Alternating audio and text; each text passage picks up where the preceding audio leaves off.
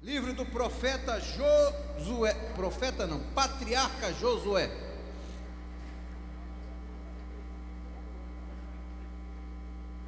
Último capítulo de Josué.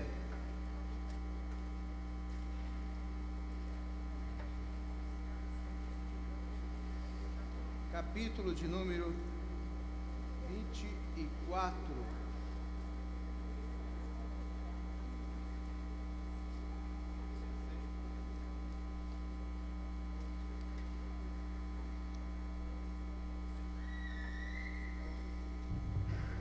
Josué fica logo depois de Deuteronômio, primeiro livro depois do Pentateuco.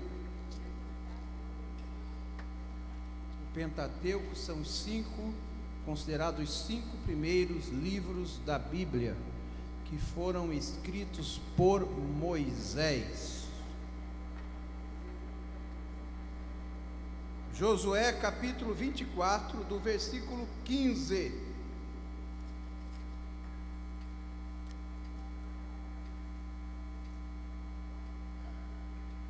Ao versículo 26,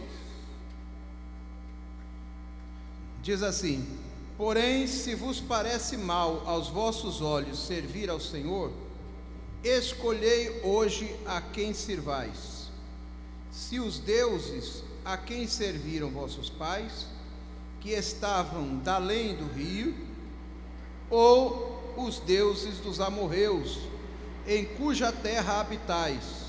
Porém, eu e a minha casa serviremos ao Senhor. Então respondeu o povo e disse: nunca nos aconteça que deixemos o Senhor para servirmos a outros deuses, porque o Senhor é o nosso Deus.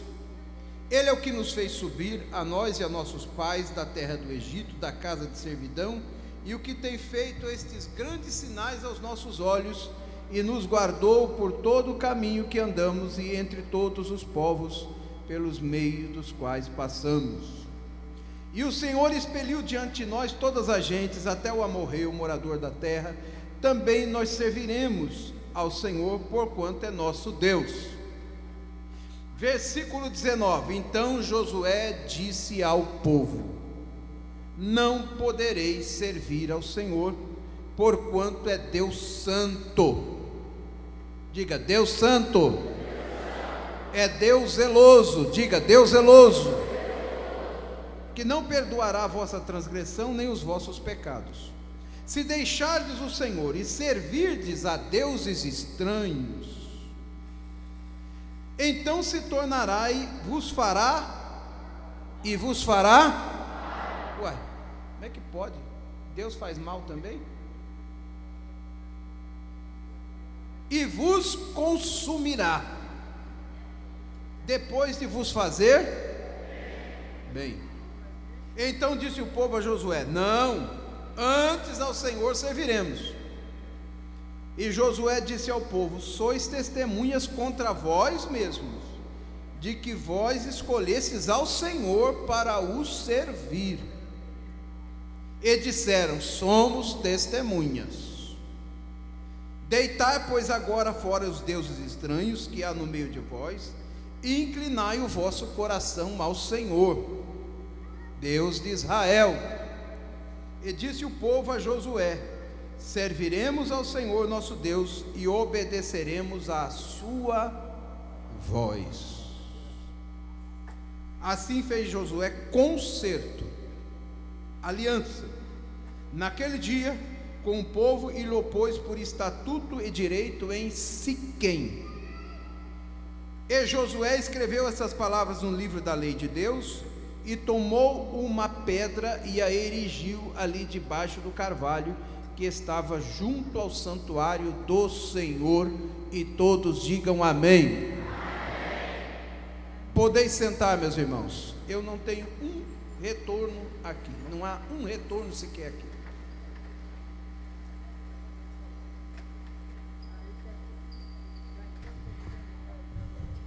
Glória a Deus. Agora chegou. É porque ele mexe lá em cima.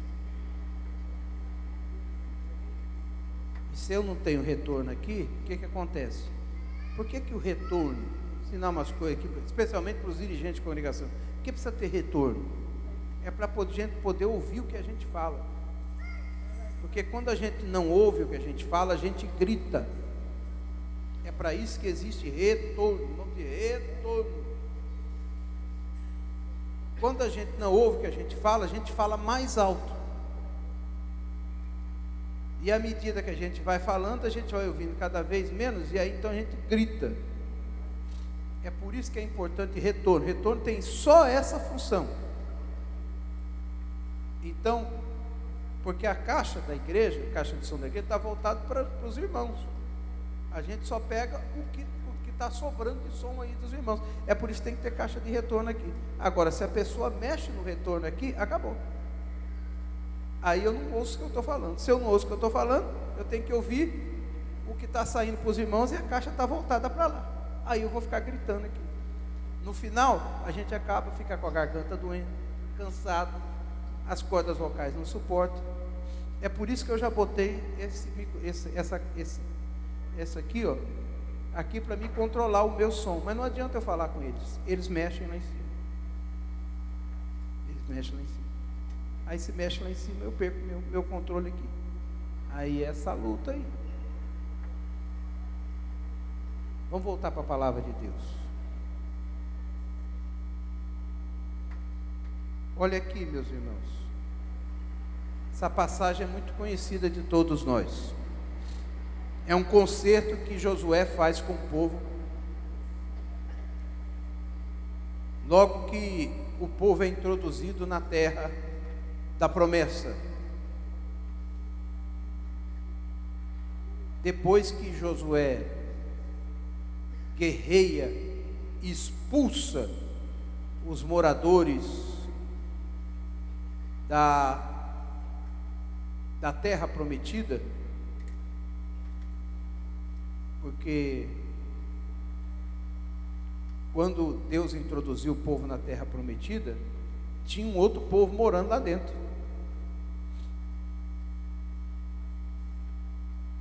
Então, a ordem que Deus deu a Josué é: joga esse povo todo para fora, porque eles servem a outros deuses, e eu separei o meu povo para habitar numa terra, e esse povo só vai ter o direito de servir a mim.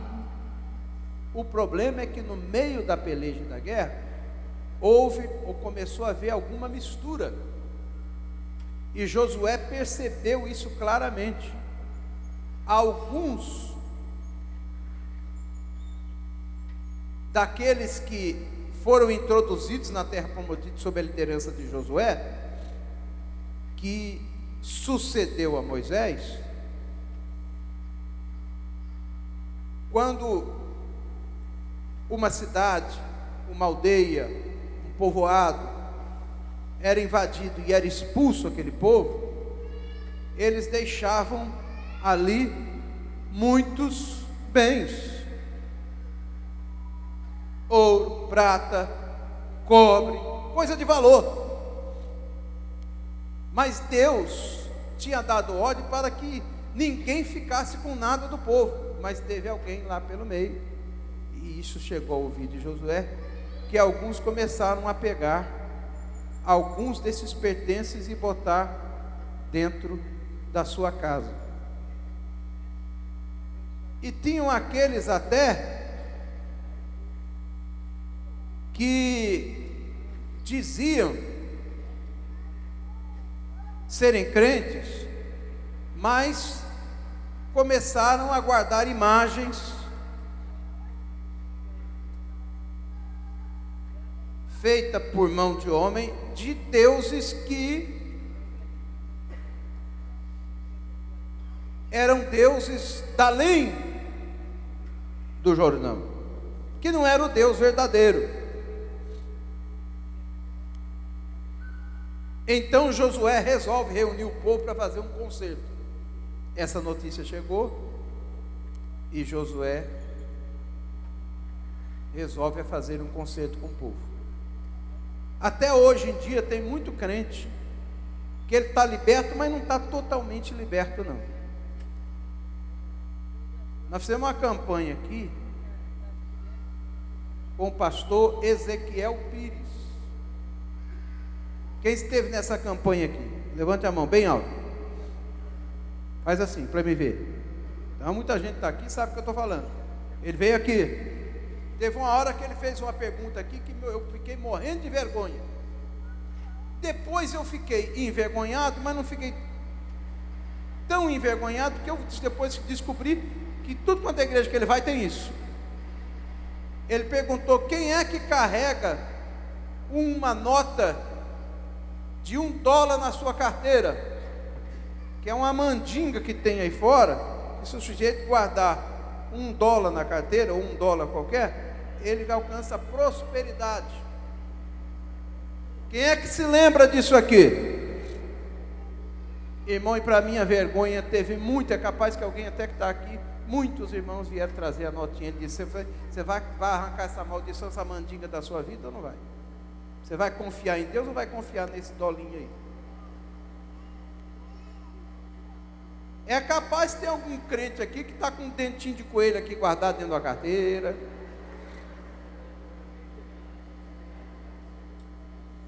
Um patuazinho, uma folha de... como é o nome daquela folha que guarda? Folha de arruda. Tem o chamado trevo de 4 folhas.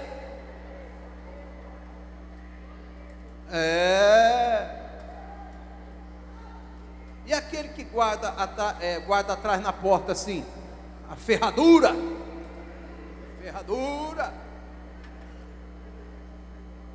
Você vai na casa dele aí, tem uma ferradura lá na porta. O que é isso aqui? É porque meus pais me ensinaram. Isso aqui é uma tradição de família. É um patuazinho, né, meu irmão? Vai que o senhor falha, o patuá dá certo, né? Funciona. É isso, né? Ai, que Deus não é tão forte assim do jeito que a gente imagina. Então a gente se seca com um patuazinho, uma folhinha de arruda, uma ferradura, um dente de coelho.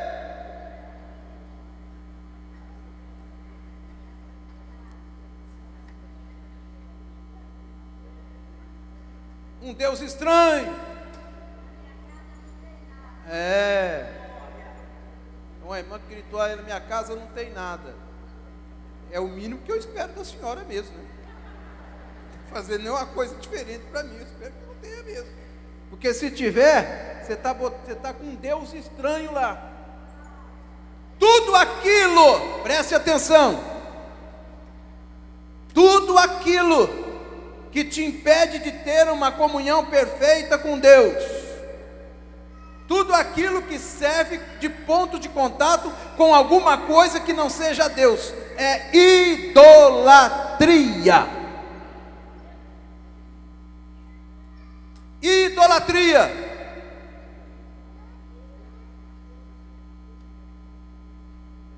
Idolatria pode ser alguma coisa que você tem lá na sua casa, que você ama mais do que a Deus.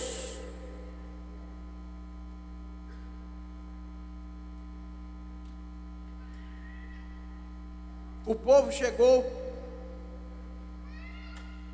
diante de Josué, e Josué reuniu o povo, e diz aqui a palavra de Deus: temei ao Senhor, servi com sinceridade e com verdade. Diga assim: temei ao Senhor, servi com sinceridade, servi com verdade. Temer a Deus é reverenciar a Deus. Reverenciar a Deus. Não é o caso dos irmãos, que os irmãos estão libertos, tanto é que estão aqui. Mas tem crente que é viciado em filme. Tem crente que é viciado em novela. Novela, ele é viciado, ele não perde uma novela das 8, das 7, das 6. E tem uns que são tão cara de pau que depois que assiste, ainda assiste 1h da tarde. Vale a pena ver de novo.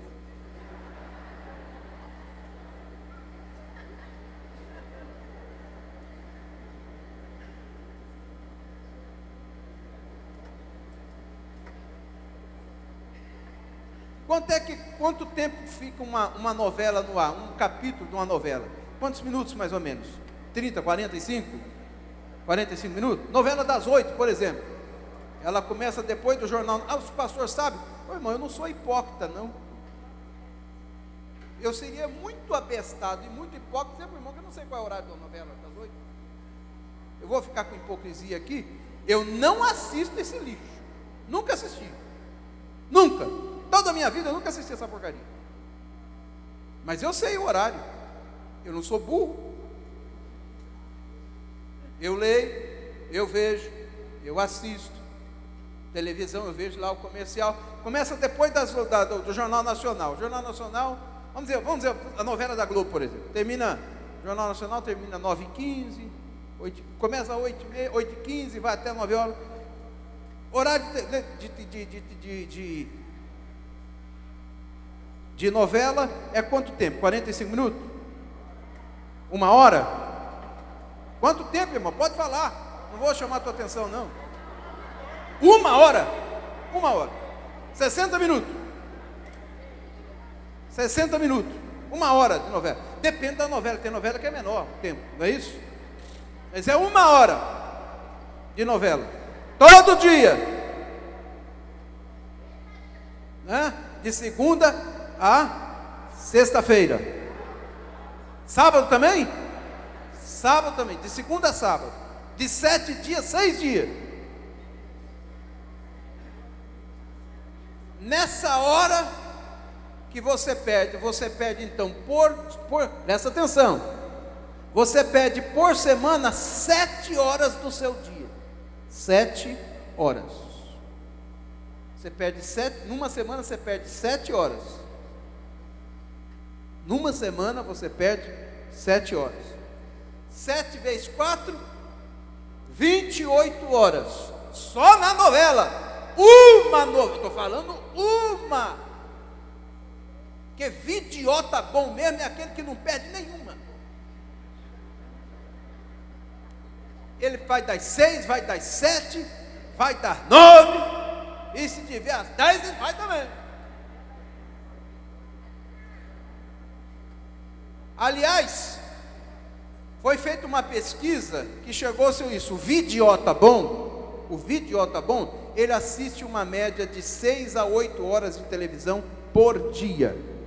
6 a 8 horas de televisão por dia. 8 horas é 1/3 do dia. 8, 16, 24. O dia tem 24 horas. Você perde 1/3 da sua vida assistindo televisão. O outro 1/3 você passa trabalhando, aqueles que trabalham, pelo menos 8 horas por dia.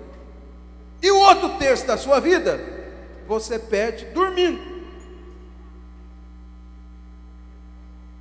Normalmente as pessoas dormem de 5 a 8 horas. 5 horas é só mais os irmãos mais idosos, né? Moço, rapaz novo assim que nem eu, sono bom, 8 horas. 8 horas de sono bom. É o ideal.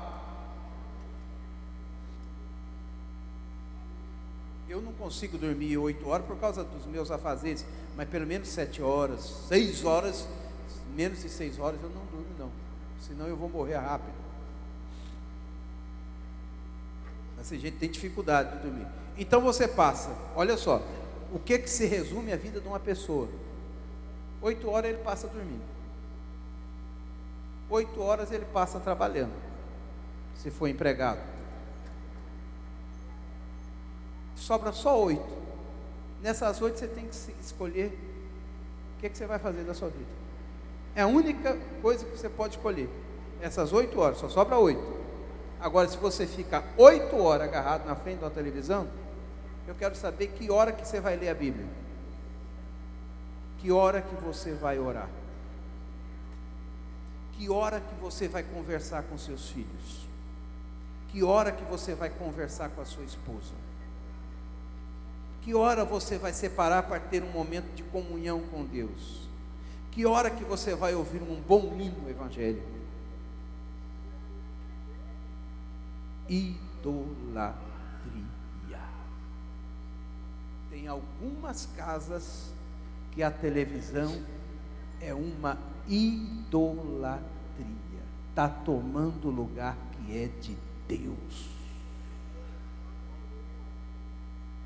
Quer ver outra coisa que está tomando o lugar que é de Deus? Computador. Ah, pastor, graças a Deus eu não assisto mais novela, mas você fica no computador dia e noite, é idolatria também, está tomando o lugar de Deus. Porque na internet você acha tudo isso, inclusive capítulo da novela por inteiro, de filme, pornografia, de todo tipo, sites de piadas, de anedota, sites de fofoca, sites de relacionamentos, Orkut, Twitter, Facebook. Eu não estou radicalizando aqui, dizendo que você não pode ter direito a isso, não. Se for sadio, você tem, eu tenho. Domingo mesmo veio um moço aqui, eu não sei se ele está aí hoje. Não sei se ele está aí. O Wesley está aí hoje? Não, não está. Mas domingo, porque ele mora mais longe. Domingo, um rapaz veio aqui, fazendo contato comigo, perguntou, se falar com o senhor. Eu disse, mas agora eu não posso.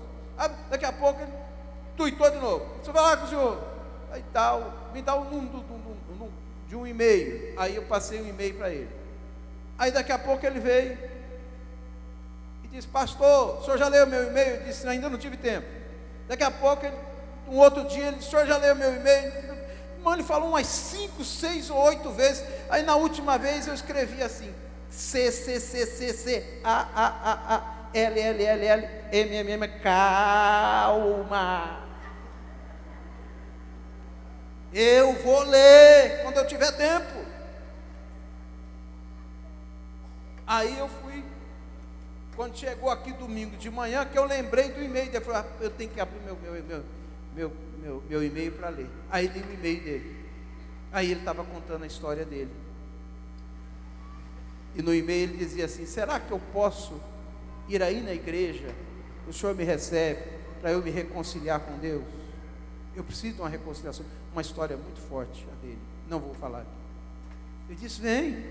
No domingo de manhã, no domingo à noite, ele estava aqui, veio ele e a futura esposa dele, e ele se reconciliou aqui com a futura esposa dele, e já me ligou, me mandou um outro tweet, me mandou um outro e-mail dizendo, pastor, onde é que tem uns cursos teológicos, eu quero voltar a fazer meu curso teológico. Voltou para Jesus domingo à noite aqui. Você pode usar isso como um instrumento de pregação da palavra de Deus. Agora você não pode ficar escravo dessa desgraça, ficar escravo disso.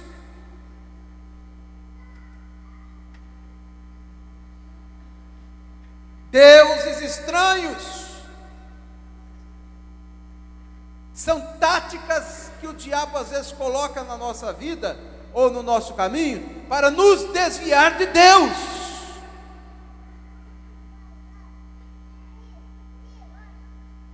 Temei ao Senhor, servi-o com sinceridade e com verdade. Diga, sinceridade e verdade.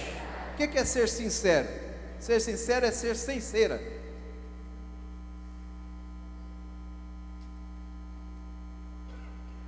Sinceros, sincera. Na Grécia Antiga, eles faziam belas estátuas. O artista ia fazendo, desenhando a sua estátua, ia preparando ele. Daqui a pouco ele errava. Em algum momento ele apertava aquele, botava o formão um pouco mais forte, estragava a obra. Aí ele disse, gente do céu, fiz quase tudo. Na hora que eu ia dar o acabamento final, eu não vigiei, cortei. Ah, mas eu não vou perder essa obra não, o trabalho que deu. Sabe o que eu vou fazer? Eu vou pegar uma cera e vou moldar essa peça, deixar ela bem arrumada, bem ajeitada, e vou colocar aqui, ninguém nem vai perceber.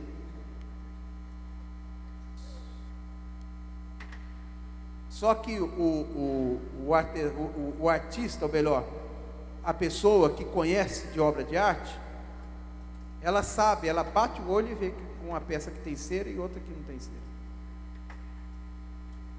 Olhava assim, disse, peça bonita, hein? Botava lá no mostruário, bonito, que legal, bacana, muito bom. Posso testar? É, pode. Aí pegava assim, ó, e botava no sol. Vamos esperar uns 15 minutos aí. Quando o sol aquecia na força, a cera velha vai caindo, vai vazando pelo lado assim, aí mostrava o defeito da peça.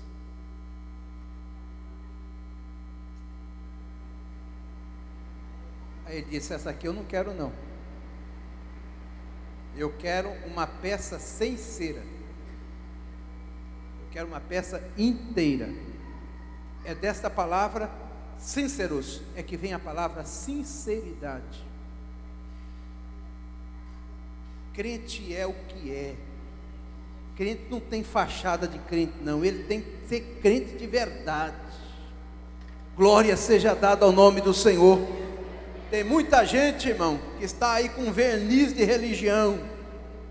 Aqui na igreja ele parece um santinho, uma carinha de crentinho, vai ser uma coisinha boa toda a vida. Aperta a barrigueira dele, bota ele no sol, leva ele para aprovação, aí você vai ver a cera velha caindo, aí ele vai mostrar o que ele é mesmo.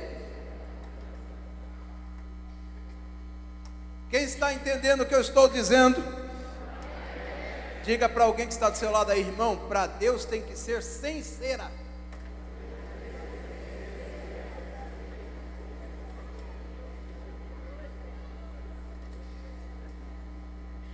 Glória a Deus, glória a Jesus. Tem gente que aqui é uma beleza, né? É uma mansidão, é uma maravilha, mas quando chega em casa, pensa numa jararaca, pensa numa cascavel, pensa numa sucuri.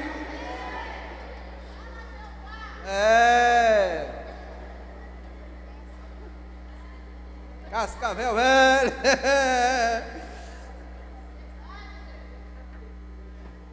Glória seja dada ao nome do Senhor. Rapaz, você, irmão, coisa boa é quando você olha para alguém e diz, ali tem alguém que essa pessoa é sincera.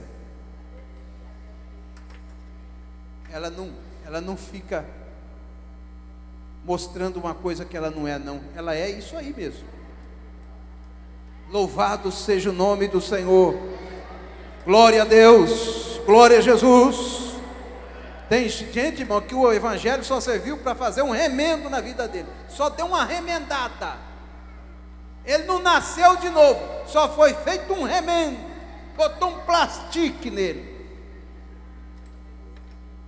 Quem mexe com carro velho sabe do que eu estou dizendo, né? Plástico. Ainda tem isso? Tem o plastique ainda?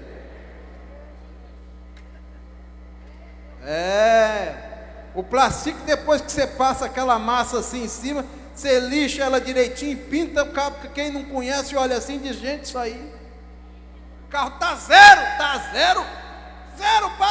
bala. Ei, rapaz, mas que coisa! Vendedor, para ser sem vergonha mesmo, ele bota plastique. Crente, irmão, faz isso não, faz isso não. Isso é C71, isso é CKO, isso é coisa de cabra sem vergonha. Crente não bota plastique em carro não, irmão. Tem uns que botam um plastique, dá uma remendada, botam um grafite no motor, que é para parar de fazer barulho, bota o grafite, o cabo fica ali prontinho. Pega uns pneus velhos recalchutados e bota lá também. Recalchutado ainda é bom, o duro é quando não é recalchutado, é capritado mesmo, para aquele risco no borracheiro que faz o risco. Frisado. Aí, para ser sem vergonha mesmo, ele vai ainda naquele cara do velocímetro e diz, dá um passe para trás aí. Aí quando chega aqui na igreja, oh meu Deus, teu sangue tem poder, Jesus, eu quero santidade para a minha vida. Santidade começa lá, rapaz, quando tua santidade ficou lá no plastique, ficou lá naquela volta que você deu, ficou lá naquela grafite, foi lá que ficou tua santidade.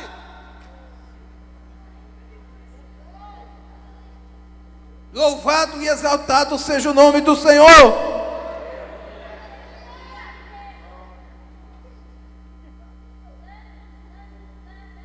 Eu fui uma vez numa loja para procurar um carro.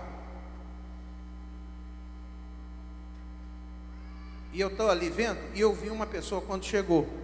Um vendedor chegou, um vendedor, uma pessoa querendo vender o carro, e chegou o comprador,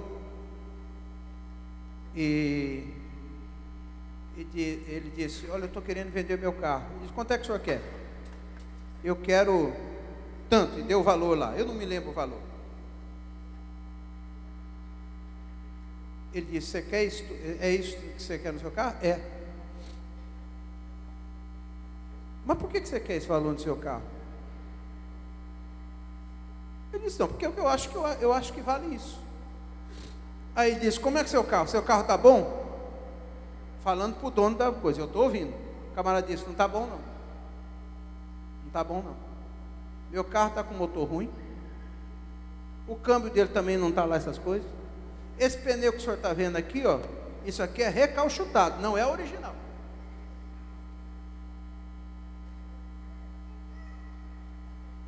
Esse aqui que o senhor está vendo aqui, ó, se o senhor dá uma olhada aqui, eu bati esse carro desse lado. Eu tirei essa peça aqui, comprei outra no ferro velho, coloquei aqui. Eu fiquei olhando assim e falei: esse cara é louco. Isso não se fala. O dono da loja disse, olhou bem, falou: quanto é que o senhor quer no carro? Aí ele disse lá, vamos dizer, 20 mil reais. Ele disse, chamou o dono, o gerente da loja lá, e disse: vai lá, faz os 20 mil reais e dá para ele. Ele disse: porque o senhor é um dos únicos até hoje que chegou aqui e me falou a verdade, não mentiu para mim. Pode pegar o dinheiro aqui. É 20 que o senhor quer? Está aqui.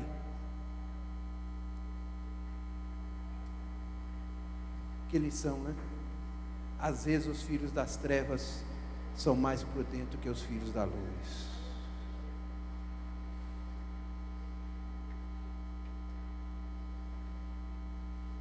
Honestidade, irmão, não depende de religião, não. Sinceridade não depende de religião. Sinceridade a gente é. O Evangelho nos leva a isso. Mas se a gente não quiser, para que você vai se mentir? Seja o que você é. Agora também não é para se gabar dos seus defeitos, não. Porque tem gente que adora ser grosso. Tem gente que adora ser mal educado. Tem gente que agora adora ser mal feito mesmo. Ele não deixa Deus trabalhar na sua vida. Aí não resolve nada. Nós temos que deixar Deus moldar o nosso caráter, Deus moldar a nossa vida, mas a gente não fingir que é uma coisa, a gente ser o que, irmão, que eu mais luto na minha vida, é para ser sincero, eu luto dia após dia com isso.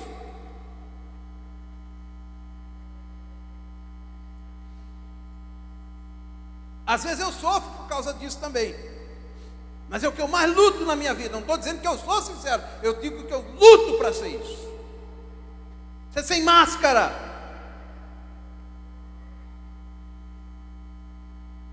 não fingir uma coisa que não é, não.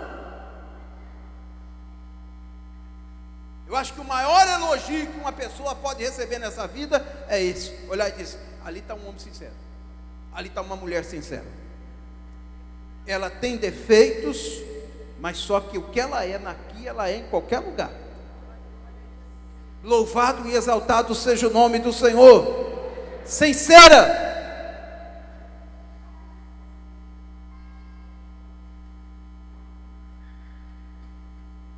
Tem muitos casamentos que estão sendo destruídos aí porque falta sinceridade,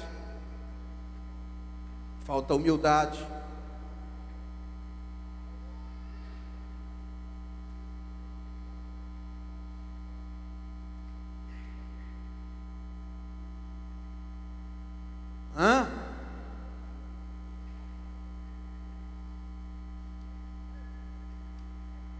E aí dá problema.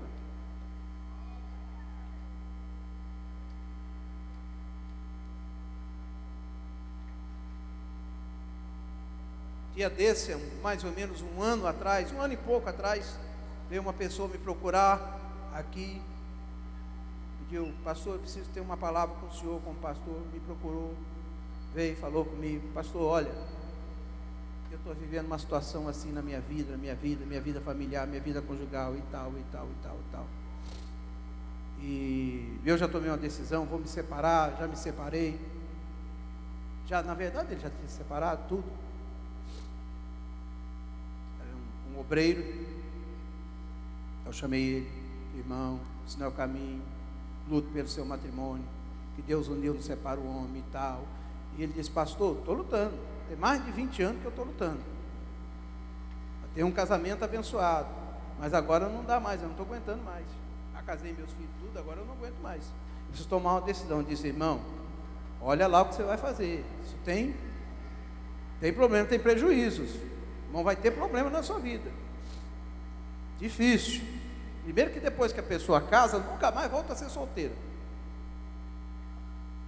Se que você que é solteiro, pensa bem antes de se casar, porque depois que você casou, você nunca mais volta a ser solteiro. Você vira viúvo, ou desquitado, ou divorciado, ou separado. Solteiro você nunca mais volta. Pensa bem. Solteiro é só enquanto você está assim. Pastor, eu sei, mas eu decidi. Então não está certo, decidi, eu decidi.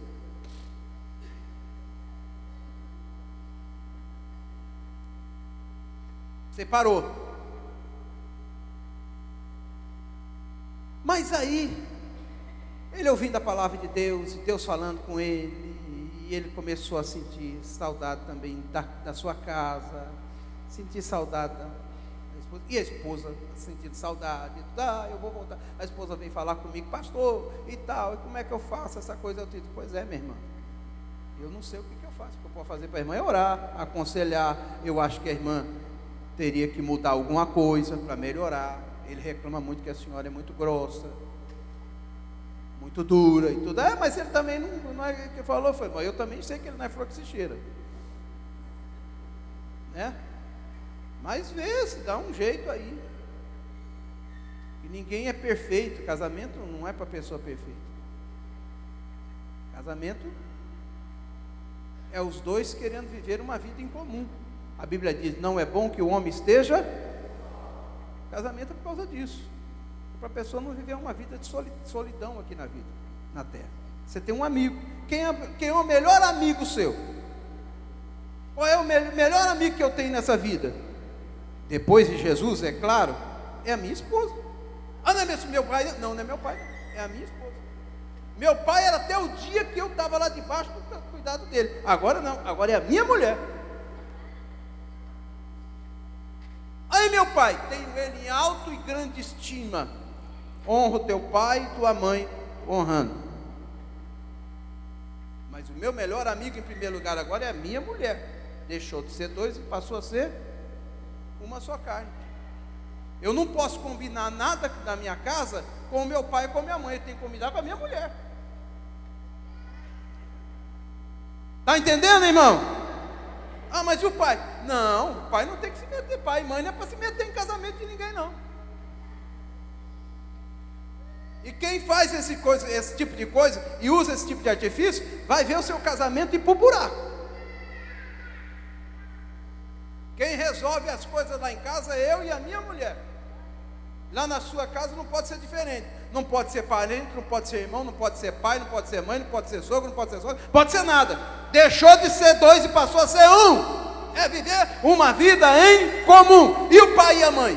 Fica do lado de fora orando. E se puder, se for convidado, aconselhando. Porque quem aconselha quando não é convidado é enxerido. Tem essa palavra? Enxerido. Tem isso?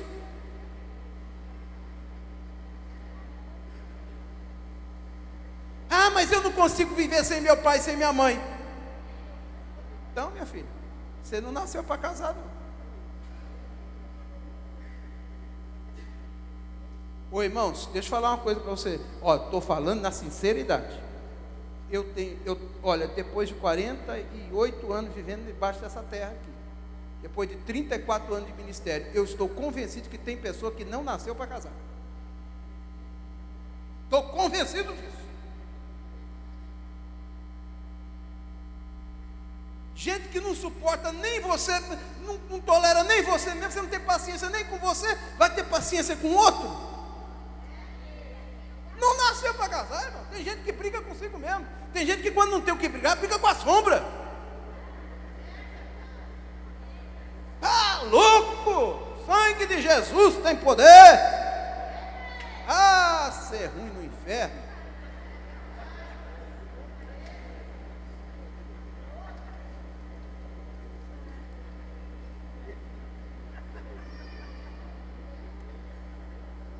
Gente, pessoa mal-humorada, quem é que aguenta viver com uma pessoa mal-humorada? Ninguém aguenta, mano. Nem o Satanás se aguenta. Nem o diabo. O diabo gosta de algazarra e de farra. O diabo gosta de carnaval. Ele não aguenta gente com cara ruim, não.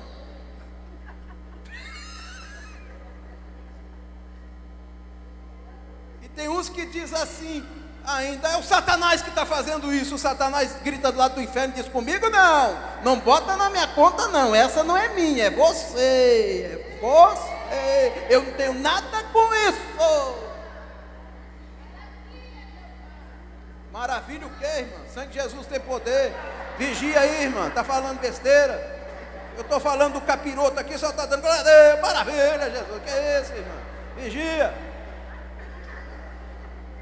Até para louvar a Deus tem que ser com inteligência. O crente tem que saber quando dá glória a Deus, quando dá aleluia. Não é assim não. O Satanás não vale nada. É isso mesmo. Ei, que maravilha. Maravilha o quê? Vigia. Tem que vigiar. Eu estou convencido que tem gente que não nasceu para casar. Irmão, porque a Bíblia diz assim, tem uns que são eunucos desde o nascimento. Tem uns que se fez eunuco por causa do reino de Deus. E tem outros que foi eunuco por causa dos homens. Tem gente que não dá para casar. Se é para casar, irmão, a primeira coisa que tem que ser sincero. Segundo, tem que ser humilde. Humilde para quando errar, pedir perdão. Terceiro, tem que ter vontade de acertar. A Bíblia diz assim: o marido é o cabeça da casa. E é mesmo, acabou. Ah, mas eu não aceito. Ele é o cabeça, não sou o pescoço. Não dá.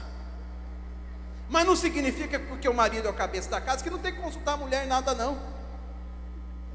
Porque uma cabeça sem o corpo, irmão, se você vê alguma cabeça sem corpo andando por aí, você pode clamar o sangue de Jesus, que é demônio.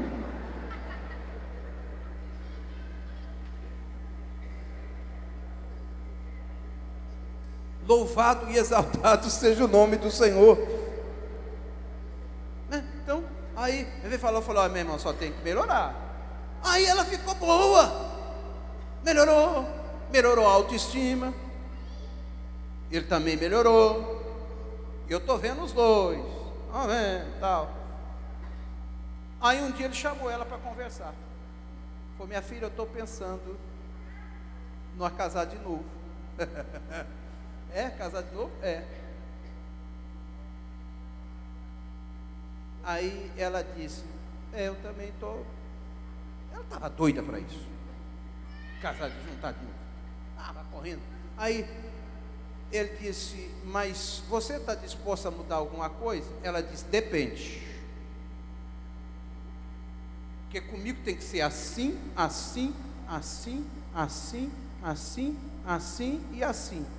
Ele disse para ela: terminou? Terminou. Pai do senhor, fui. Não mudou nada! Continua a mesma jararaca.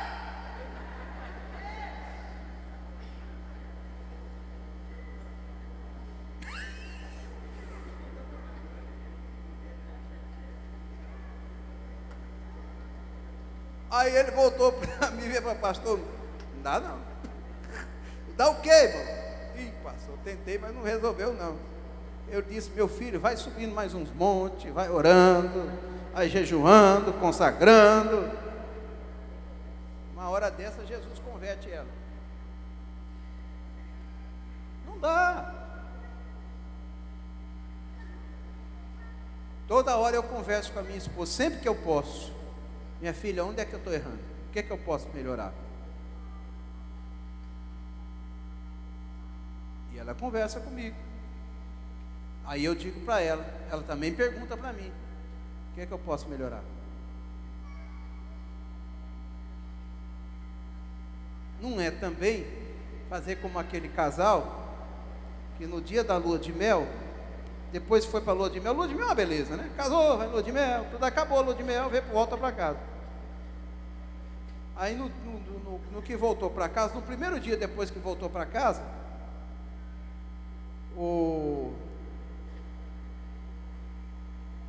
ele disse: meu bem, preciso falar um assunto com você. Posso? Pode, meu amor, fique à vontade. Posso mesmo? Pode. Você não vai ficar magoada? Ô irmão, se você já está falando, não vai ficar magoado e tudo, você já sabe que vai ficar magoado, então não fala. Você já está sabendo que vai magoar. Por que você vai magoar? Apóstolo, não pode. Meu bem, é porque nesses dias de lua de mel que nós passamos, eu vi alguns defeitos em você que você precisa corrigir. É mesmo, meu amor? É. E eu também posso falar alguma coisa? Pode. Meu bem, foi exatamente por causa desses defeitos que eu não consegui um marido melhor.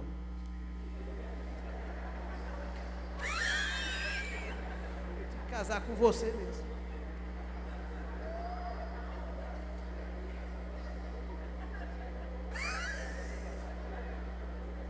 Exatamente esses defeitinhos que me fez casar com você. Se eu não tivesse ele, eu casava com uma coisinha melhor. Chumbo trocado não dói.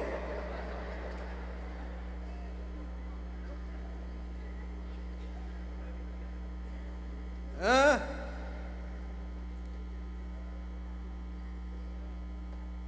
Sinceridade. Terminar. Nem comecei. Segundo, verdade. Verdade.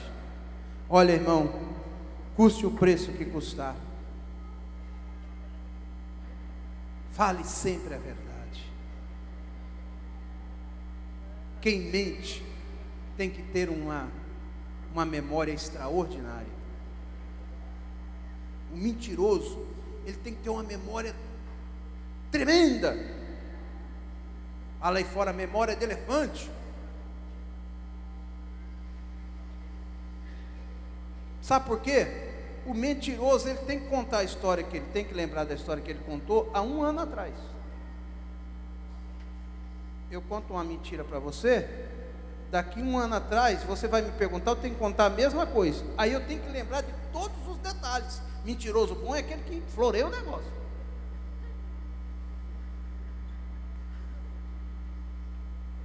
E aí é difícil. Aí daqui a 10 anos você vai encontrar e diz: e aí, como é que está aquele negócio, aquele assunto, aquela coisa? Aí eu tenho que lembrar o que eu falei para você há 10 anos atrás. Irmão, sofre demais.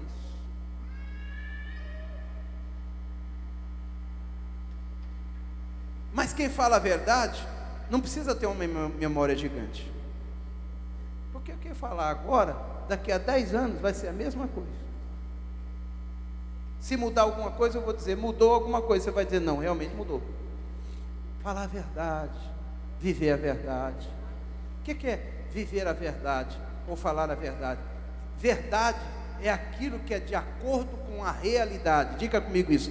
Verdade é aquilo que é de acordo com a realidade. Uma certa vez perguntaram para Jesus: o que é a verdade? Verdade é aquilo que é de acordo com a realidade. Não é aquilo que você inventa.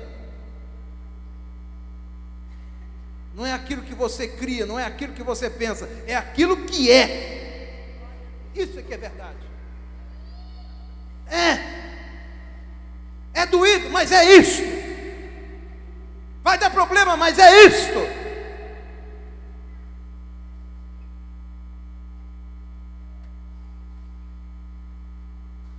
O patriarca disse: andai com sinceridade na presença de Deus e servir a Deus com sinceridade e com verdade. Diga sinceridade e verdade.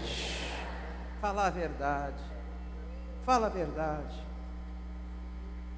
Eu sei, irmãos, que na maioria das vezes é difícil a gente falar a verdade. A mentira aparentemente parece que resolve um problema, mas não resolve. Quem fala mentira é como pegar um lixo e jogar debaixo do tapete. Uma hora dessa vão levantar o tapete. Se levantar o tapete, vai aparecer tudo. Louvado seja o nome do Senhor. No casamento tem que ser assim também, tem que falar a verdade. Na igreja tem que falar a verdade. Com Deus tem que falar a verdade. Nos seus negócios tem que falar a verdade. Fala a verdade. Olha que exemplo extraordinário que eu acabei de dar aqui agora. Aquele homem podia fazer um monte de mentira. Algumas o camarada não ia acreditar, outras ele ia acreditar. Ou então o camarada ia fazer de bobo, ia passar o carro com o mesmo rolo. Mas quando ele falou a verdade, aquele dono disse: esse camarada é uma exceção. Ele disse: quanto é que é? É isso, é. Vai lá e paga. Porque ele falou a verdade. E conhecereis a verdade. Irmãos, verdade é a única coisa que liberta o homem. Diga assim: a única coisa que liberta a pessoa é a verdade. Quem fala a verdade é uma pessoa liberta. Diga comigo isso. Quem fala a verdade é uma pessoa liberta. É livre. Ninguém é escravo da verdade. A gente é escravo da mentira. A mentira escraviza, a verdade liberta. Diga comigo isso: a mentira escraviza. Diga bem alto: a mentira escraviza, a verdade liberta. Liberta. Essa é a palavra de Deus para a minha vida e para a sua vida. Falar a verdade. Tem um versículo na Bíblia que diz assim: falai a verdade uns com os outros. O apóstolo Paulo recomendando: falar a verdade, viver a verdade. Glória seja dada ao nome do Senhor. Aleluia. Quando você fala a verdade, quando você vive a verdade, não é você, mas é Deus que vive na sua vida. Oh, como eu gosto daquela passagem lá do profeta Eliseu, aquela mulher rica que passava, estou vendo que passa por aqui um santo homem de Deus. Tudo que ele fala acontece. Tudo que ele fala se sucede. Verdade. Sabe, irmãos, o que mais os empresários estão procurando hoje? Gente que fala a verdade. Sabe os que os gerentes estão procurando hoje? Gente que fala a verdade. Sabe o que o mundo está procurando hoje? Gente que fala a verdade. Sabe o que as pessoas estão aguardando uma das outras? Gente que fala a verdade. Quem fala a verdade é confiável. Aleluia, glória a Deus. Mas uma pessoa que fala mentira, você não confia nele, não confia nela um minuto. Não confia nela um minuto, porque se ela mente para alguém, ela vai mentir para você também, você não tenha dúvida. E tem gente que vive tão na mentira, irmão, que ele faz confusão com a vida dele mesmo.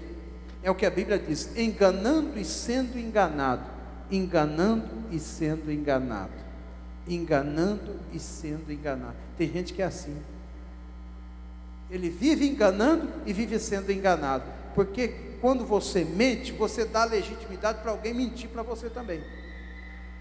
E aí você não tem moral de cobrar de ninguém para falar a verdade, porque você também é um mentiroso. E aí vai vir esse tendepá, esse banzel, esse rolo na vida da pessoa. Não vale a pena. Não vale a pena. Não vale a pena. Custe o que custar. Fale a verdade. Viva na verdade. Porque a verdade no final vai te libertar. Quem está entendendo o que eu estou dizendo, glorifique ao nome do Senhor. Vamos ficar em pé.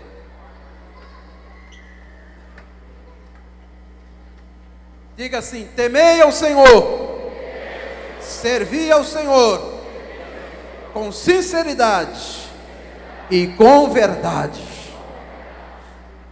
Glória a Deus. Marido, fala a verdade com a sua mulher, custa o preço que custar.